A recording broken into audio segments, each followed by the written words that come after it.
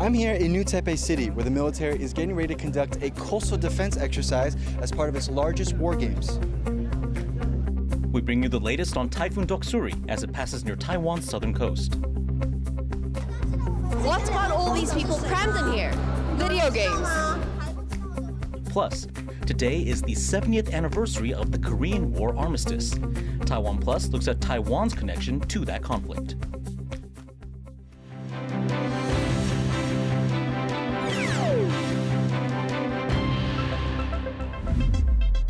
Hello and welcome to TaiwanPlus News. I'm Rik Glauert.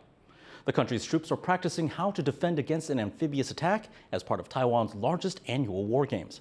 Our reporter Han Kuang was there. Taiwanese soldiers quickly moving into defensive positions. Then one by one, machine guns and anti-aircraft guns open fire. These troops are training to defend the beach against an all-out amphibious invasion.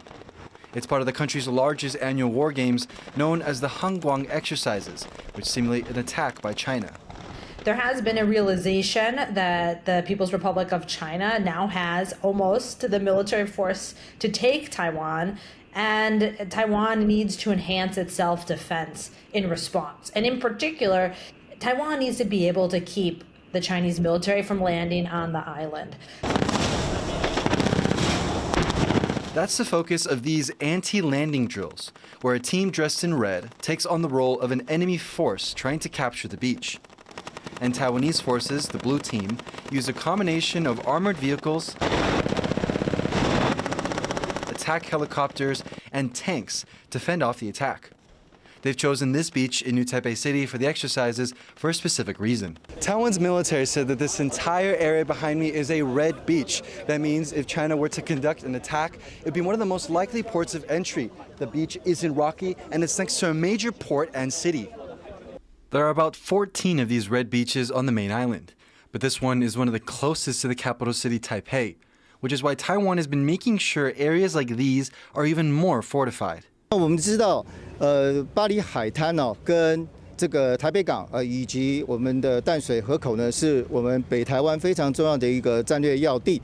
那么，尤其巴黎海滩哦，是可以让敌人呢，是很适合敌人正规登陆的一个区域的位置。 For the past few days, Taiwan's military has been conducting exercises like these all across the country. Now, while it is an exercise drill, it's also a sign to other countries of just how ready Taiwan is to defend its security. Scott Huang and Han Kuang in New Taipei City for TaiwanPlus. Typhoon Doksuri is passing near Taiwan, battering the country's southern and western coast with strong winds and rain. Sally Jensen brings us the latest from Pingdong County, the area closest to the typhoon. We're currently near the southernmost point of Taiwan, where, as you can see, it's raining and windy. We are currently at the closest point in the country to Typhoon Doksuri, which from this coastline is only about 150 kilometers away. It's not going to be making landfall in Taiwan this time, but it's clearly already causing the biggest storm that Taiwan has seen in almost 4 years. It's not caused extensive damage yet, but as it passed by the Philippines yesterday, it did cause floods and landslides, and at least one person died. So Taiwan has also issued both sea and land warnings, warning people to stay indoors today. Schools have been closed and workplaces also have been closed. People are being told to stay indoors as much as possible. 一定会怕的啊！晚上去看新闻都比较大，晚上跟明天比较雨比较大。 Formed over the Pacific Ocean is typhoons like this that bring much needed rain and water to Taiwan's reservoirs. And for the past almost 4 years, every summer has been very dry since no typhoon has made landfall on Taiwan. So it's hoped that Typhoon Doxori and other typhoons like this rainy season will help replenish Taiwan's reservoirs, as these past few years of drought have caused millions of dollars in agricultural losses. 对，这次应该会蛮丰沛的，但是可能就不会缺水了，因为这次的雨真的是蛮大的。But at the same time, the past few years of droughts have really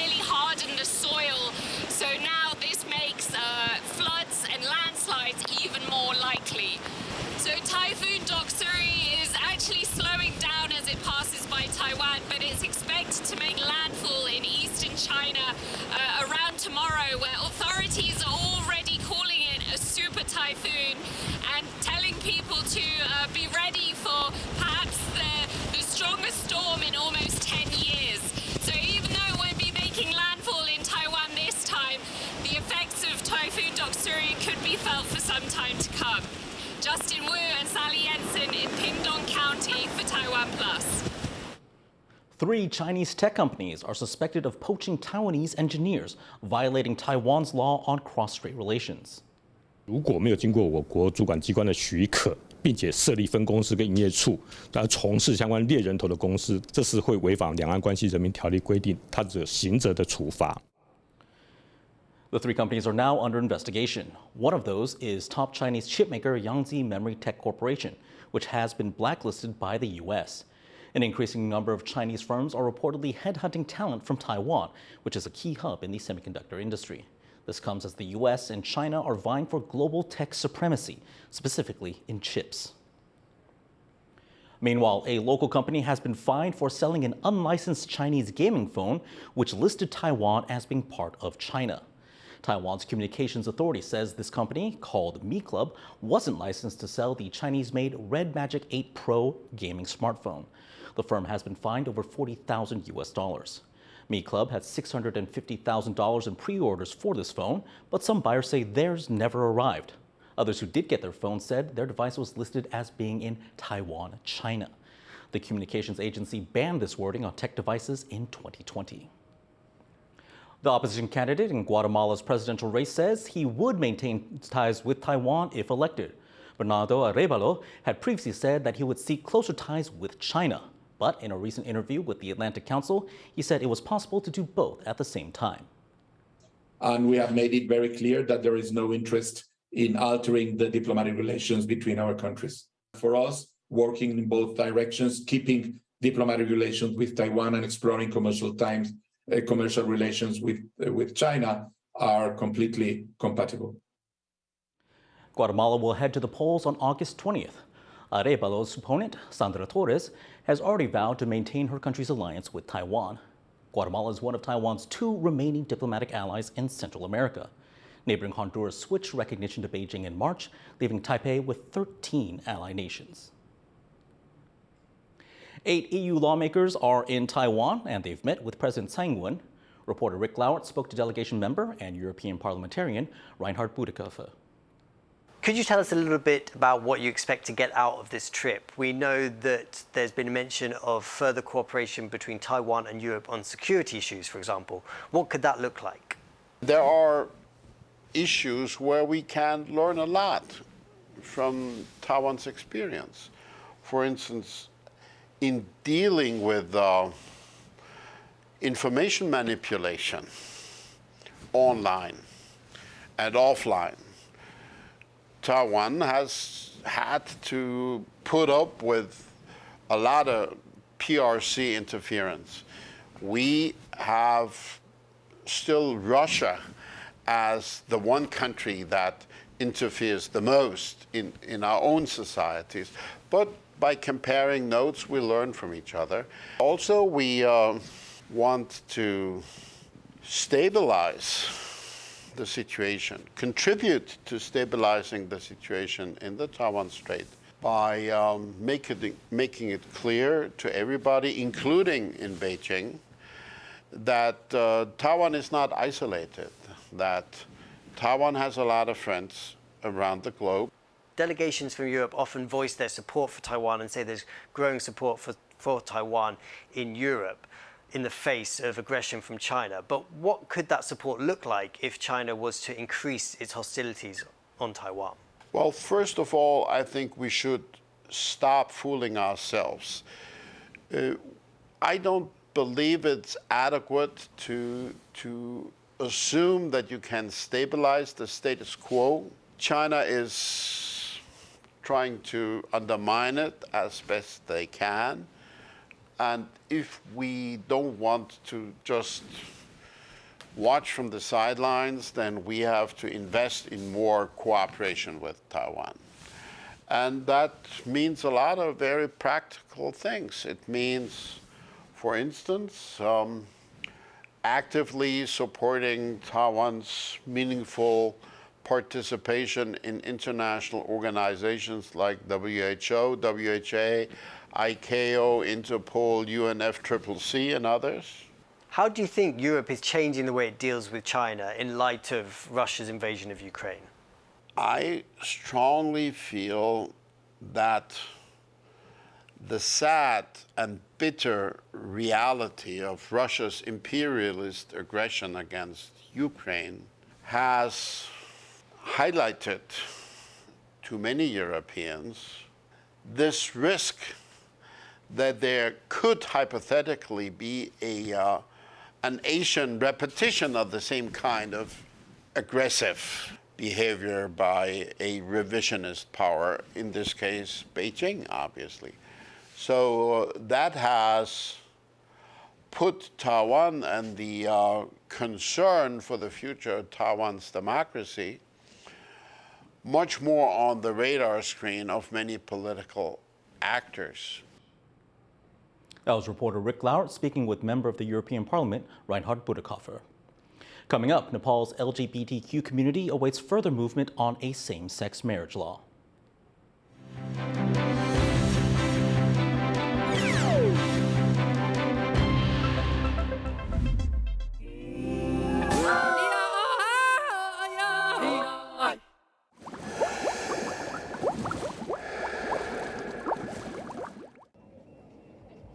For more stories from Taiwan and around the world, download the TaiwanPlus app and follow us on social media.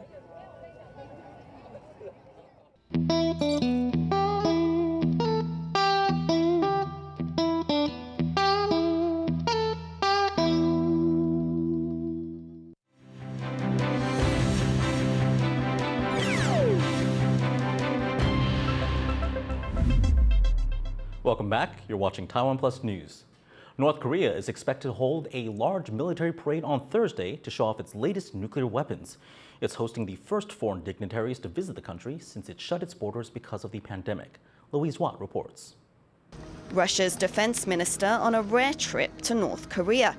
He laid wreaths in the capital Pyongyang at monuments to its former leaders and the Korean War to mark the 70th anniversary of a truce that ended the fighting.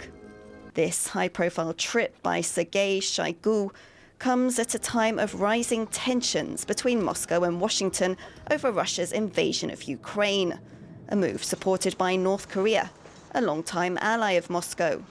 In Pyongyang, Shoigu and his military delegation were shown weapons by leader Kim Jong-un, who has been accused by Washington of selling arms to Russia for use against Ukraine. But North Korea denies this. At a meeting with his North Korean counterpart, Shoigu highlighted their country's close relationship. Корейская Народно-демократическая республика – важный партнер России, с которым нас связывает общая граница и богатая история сотрудничества. Pyongyang, an international outcast because of its development of nuclear weapons and missiles, is looking to boost ties with both Moscow and Beijing. Also in Pyongyang this week, a lower-level Chinese delegation. 中朝是山水相连的友好邻邦，不断巩固发展中朝关系，符合双方的共同利益，也有利于促进朝鲜半岛和地区的和平稳定。 The Chinese and Russian guests are the first dignitaries to visit North Korea since its borders closed in 2020 because of the pandemic. The three nations have long found solidarity in their shared suspicion of the West. And as they come together to commemorate the 1953 armistice that halted a war between North Korea, China, and the Soviet Union on one side, and the US-backed South on the other, it's clear that despite the passing of 70 years, the same ideological lines remain. Klein Wong and Louise Watt for TaiwanPlus. While countries are marking the signing of the Korean Armistice Agreement, few people remember Taiwan's role in that war. Ed Moon explains how thousands of Chinese prisoners of war ended up in Taiwan when that conflict ended. It's been called the Forgotten War and set the stage for 4 decades of great power conflict. But in Taiwan, the country's role in the Korean War is rarely discussed. On July 27, 1953, the United Nations, North Korea, and China signed an agreement to suspend hostilities, bringing a peace that lasts to this day. It marked the end of 3 years of fighting over the Korean peninsula between the Communist North, backed by China and the Soviet Union, and the South, backed by a UN coalition made up mostly of US forces. China's entry into the war changed the tide of what seemed destined to be a victory for the South. Beijing committed over 1 million troops to the North's aid in late 1950. Amid fierce fighting, many Chinese soldiers were captured by UN forces. But with the Chinese Civil War still ongoing, there were now 2 Chinas the soldiers could claim to belong to: the newly established People's Republic of China and the Republic of China on Taiwan, where the defeated Chinese nationalists had retreated. At the time, the ROC held China's UN seat and had US support, so Chinese prisoners of war could choose to go back to China or come to Taiwan. Of the 20,000 Chinese prisoners of war captured by UN forces, 14,000 came to Taiwan. It was a moral victory for Taiwan's nationalist government. The Chinese prisoners of war were deemed anti-communist heroes in Taiwan, and most of them were former soldiers in the Nationalist Army who had been captured by the communists on the battlefields during the Chinese Civil War. 我叫刘纯简，我是河南卢氏县人。 Liu Chunjian is now 91 years old. He lives in a quiet dormitory for Navy veterans in Taiwan's northern port city of Geelong. But this quiet setting belies the turmoil of his younger years. His family were branded counter-revolutionaries by the local communists after World War II. He joined the nationalist forces to seek revenge until his superior officers surrendered in 1949. Liu then became a soldier in the PLA and was sent to fight in Korea. When he was captured, he didn't hesitate to come to Taiwan. 共产党他有个政策，就是你只要投降了敌人了，你回去就是叛徒。所以你哪有人那么傻瓜回去遭倒霉去啊？故意回去遭倒霉，明明可以到别地方去，干嘛我也去回去遭清算斗争啊？ Liu says he doesn't regret his decision, cherishing the freedom he's enjoyed in Taiwan. But not all the prisoners of war who ended up here chose to come. Many of them were instead coerced by agents from Taiwan's authoritarian Kuomintang government. 我叫赵英奎，1934年出生的，在海南是参加了18兵团、60军、1804武装八团。 Like Liu, Zhao Yingkui was also a former nationalist soldier captured by the communists during the Chinese Civil War. After the Korean War, he actually wanted to go back to China. But while in UN detention, he was repeatedly beaten up and forcibly tattooed with anti-communist slogans by nationalist agents. The tattoos made it impossible for him to return home. 他们里头有公版啦，有像那个板球板子啦，什么东西有这个东西啦。他们会讲英文呢，美国人都不管啦。他在铁丝网里头，我们在帐篷里头啊，就是你不听不吃，你要想回答就把你打死。 After coming to Taiwan, Zhao was thrown in jail for 10 years over suspicions about his loyalty. It wasn't until the 2000s that the black mark against him was removed as part of Taiwan's reckoning with its authoritarian past. Liu and Zhao are just 2 among thousands who came to Taiwan after the Korean War. But they're some of the very few still here, 70 years on. Their stories of heroism, heartbreak, and separation are a part of Taiwan's history, one that should not be forgotten. James Lin, Justin Wu, Sam Hui, and Ed Moon for TaiwanPlus.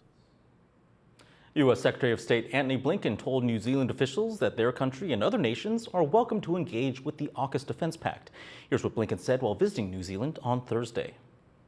On AUKUS, as we continue to develop it, as we continue to work, particularly now on the second pillar, the door is very much open for New Zealand and other partners to engage as they see appropriate.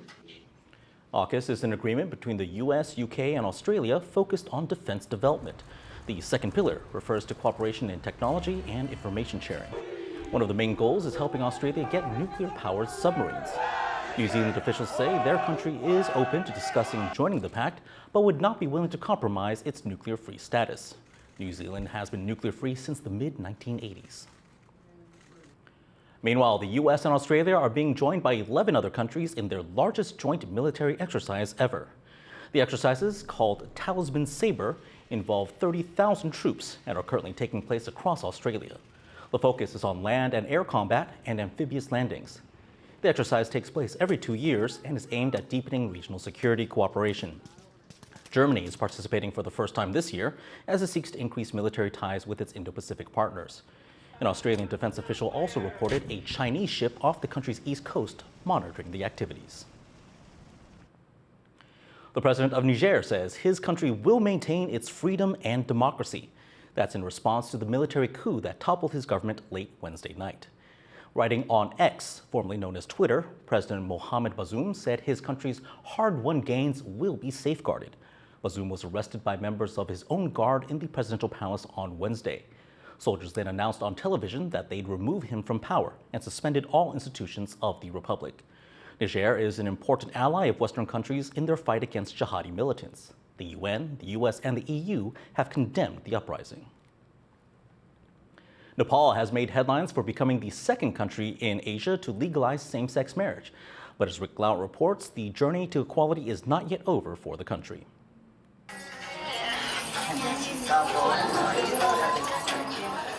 Barely a month since Nepal's LGBTQ community celebrated a historic court order allowing them to marry, frustration is setting in as expectations have not become reality. It was a temporary ruling while the law is finalised, but already seen as a major victory for the conservative country's LGBTQ community, who'd fought for decades for marriage equality. We are happy at the same time. We are confused too, because that is just interim order. There is not anything mentioned. So what are the rights that our partners can, what are the rights that a couple can get from this interim order? It's a frustration understood by those in Taiwan. Despite a similar court order here in 2017, it took 2 years to get a law passed. Now, Taiwan is leading the way in LGBTQ rights in Asia, and activists here are working to further marriage equality across the region. I think that provides evidence to lots of the conservative community in Taiwan or in Asia that they always keep saying Asia is different, Asia has got Asia values, and we can also share that, no, please look at Taiwan. Buoyed by Taiwan's success, elsewhere in Asia, Thailand and Japan are also getting closer to legalizing same-sex marriage, but still debating the parameters. With its court ruling, Nepal is already a step ahead. And if Taiwan's experience is any indication, the persistence and patience of the LGBTQ activists here will ultimately pay off. John Su and Rik Glauert for TaiwanPlus. Back in Taiwan, 150,000 people flocked to opening day of a massive video gaming convention in Taipei. TaiwanPlus reporter Sandy Chi was there to see what's new in the world of gaming.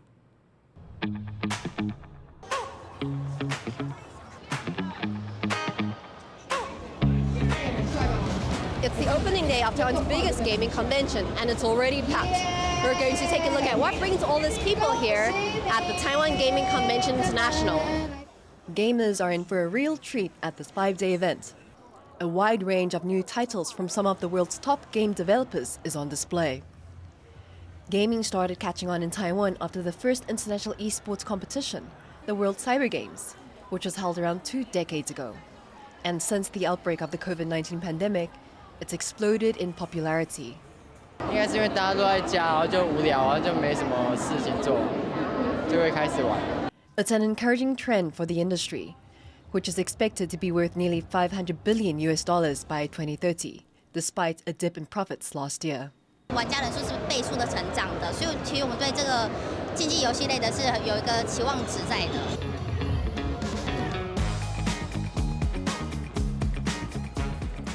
This year's convention in Taiwan is playing host to the final of the country's annual League of Legends School Championships.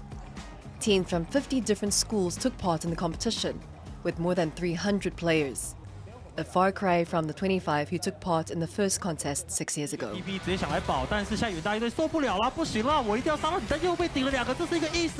2018, Taiwan hosted its first international esports competition, Since then, the country has been supporting and training students with an interest in esports to become professionals. The event's main attraction is video games, but it also offers comics, toys, and other gaming gear.